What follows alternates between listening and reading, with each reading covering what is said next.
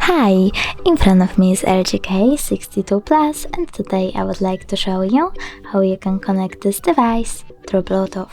First of all, go into Settings. Now you need to choose Connected Devices and tap on Bluetooth.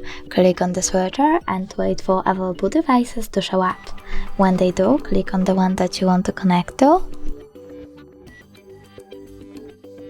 and tap Pair. Then wait for it to accept your connection request.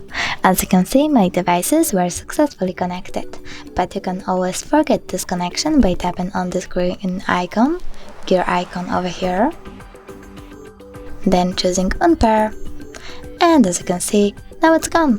Thanks so much for watching. If you enjoyed this video, don't forget to leave a like, comment and subscribe. Bye!